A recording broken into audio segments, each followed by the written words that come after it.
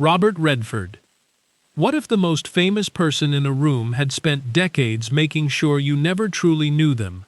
Not because they were hiding something dark, but because they understood something most people never figure out. That real love, the kind that actually holds your life together, is almost always invisible to the outside world. This is the story of one man, one extraordinary life, and the 5 people who shaped every single moment of it, even when the cameras were nowhere in sight. There is a particular kind of person who becomes famous and immediately starts performing their own existence. Every interview is a show. Every public appearance is a carefully constructed image. And then there is a rarer kind. Someone who becomes one of the most recognized faces on the planet and still manages to keep the most important parts of their life entirely to themselves. Not out of arrogance, not out of secrecy for its own sake, but because they learned, very early on, that audiences love a story, and they love a mystery even more. So some things were simply left alone. Let the world guess. Let the magazines print their versions. The real story was always somewhere quieter, somewhere the flashbulbs never reached. By the time he sat down to actually tell it, decades had gone by, whole chapters of a life. And the first thing he admitted was something surprisingly honest, that for years, when people asked about his personal life, he would just smile, say something charming, and redirect the entire conversation toward the work. Hollywood taught him that trick early. Deflect with a story. Give them something else to look at. And it worked, brilliantly, for a very long time. But here is what he eventually understood. Fame has a shelf life. Even the performances that made people stop breathing in a dark movie theater, those slowly become part of history, filed away under classic, and watched less and less. What does not fade, what never goes anywhere, is the people. The ones who found you before success did. The ones who stayed when success started demanding everything from you.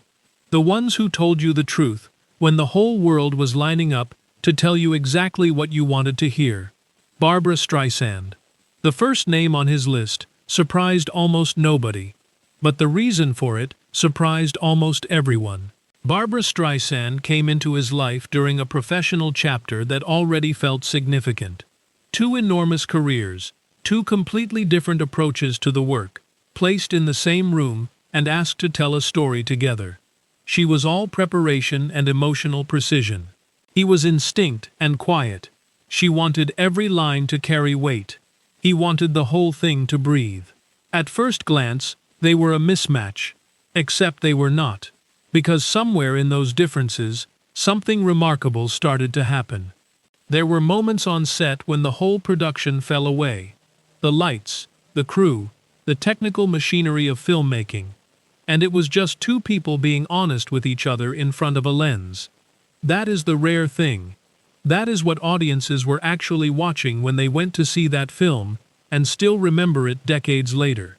They were not watching a love story between 2 characters. They were watching 2 professionals who genuinely respected each other, push each other towards something real. The tabloids spent years suggesting there had been more to it than that. Romance, tension, some unspoken chapter. He shook his head at all of it. The truth, he said, was so much more valuable than any rumor. Barbra made him a better actor. She refused to let him settle. She challenged him in ways nobody had before. And that kind of challenge, the kind that comes from someone who actually believes you are capable of more, stays with you forever. Love does not always look like romance. Sometimes it looks like gratitude. Sometimes it looks like the quiet admiration you carry for someone who made one chapter of your life permanently better. Lola Van Wagenen. Long before any of that, there was Lola. She was there before Hollywood, before any of it. When the 2 of them were just young and broke and chasing something that felt impossibly far away, she was steady. When the auditions went nowhere, when the bills piled up, when he wondered whether he was fooling himself entirely, she was the person who knew the man underneath all that ambition and chose to stay anyway. Then success came, and everything shifted. Suddenly privacy became a luxury. Long months apart, relentless travel. A life that belonged, in some strange way, to the public as much as to the people actually living it. None of that was easy. He said it plainly. The marriage was not perfect. No long marriage is. There was disappointment. There were painful stretches neither of them handled well. But there was also something beneath all of it that he never stopped being grateful for. She gave him a family. She gave him something solid to stand on, while everything around him moved at a speed that could have genuinely unmoored him. When it ended, he made a decision that speaks to the kind of man he was trying to become. He refused to let the ending rewrite everything that came before it. Too many real things had happened. Too many quiet mornings, and honest conversations, and years of actual life. An ending does not cancel a beginning. Lola shaped him, and without her, he said simply, there is no version of the life that followed. His children. Nobody warned him about this part. You spend years thinking your job as a parent is to shape your children, to pour yourself into them, and leave something worthwhile behind. And then they arrive, and you realize almost immediately that the equation runs in both directions. His children taught him that the most important role he ever played had absolutely nothing to do with any film. On his best days, he could walk through the front door and leave the rest of it outside. The industry, the reputation, all of it. On his worst days, fame followed him anyway. He worried constantly about the attention it brought into their lives. He wanted to protect them from something that was, by definition, uncontrollable. And then there was grief. The loss of his son Scott, an infant, left a wound that simply never closed. He did not dress this up. He said it exactly as it was. That kind of loss changes the interior structure of a person. You keep living, you learn to, but something fundamental shifts in how you understand time, and success, and what actually matters. After that, he said, a film award was never quite the thing it had been before. He looked at what was in front of him differently. Watching his other children grow, find their footing, build their own lives. That brought a pride he could not really compare to anything else. Not to a standing ovation, not to a critical triumph. Nothing in his professional life touched it. Paul Newman. There are friendships that happen because two people are thrown together by circumstance. And then there are the ones where you meet someone and realize, almost immediately, that they see the world the same way you do. And that is both rare and worth protecting. Paul Newman was the second kind. Before they were close, he admired the man from a distance. The quiet confidence. The way he carried real stardom without letting it hollow him out. The fact that he treated everyone, famous or invisible, with the same basic decency. None of it seemed performed. When the friendship deepened, what he found was someone he could actually trust. Not for career advice, not for industry strategy, for the harder conversations, about getting older, about what you owe the world when it has given you this much, about the gap between the image people carry of you and the person you actually are when nobody is looking.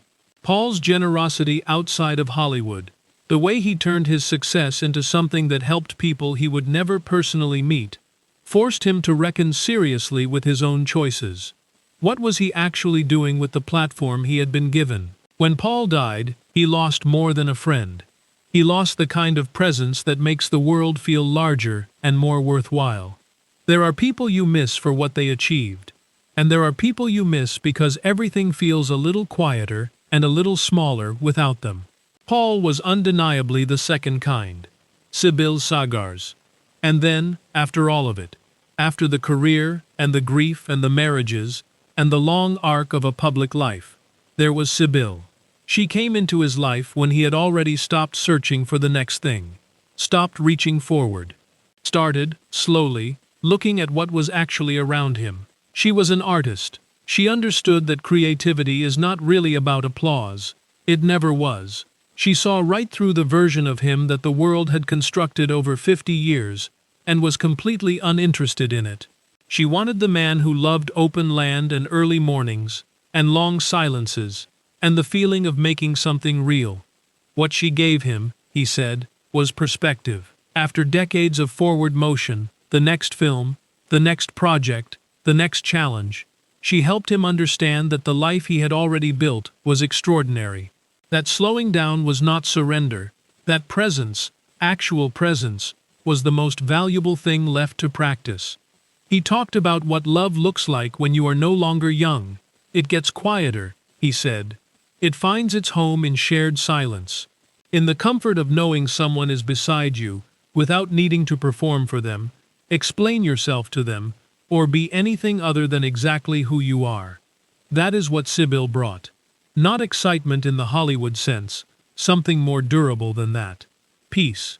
When people asked him what happiness looked like after a life like his, he said they always expected an answer involving trophies or premieres or famous names.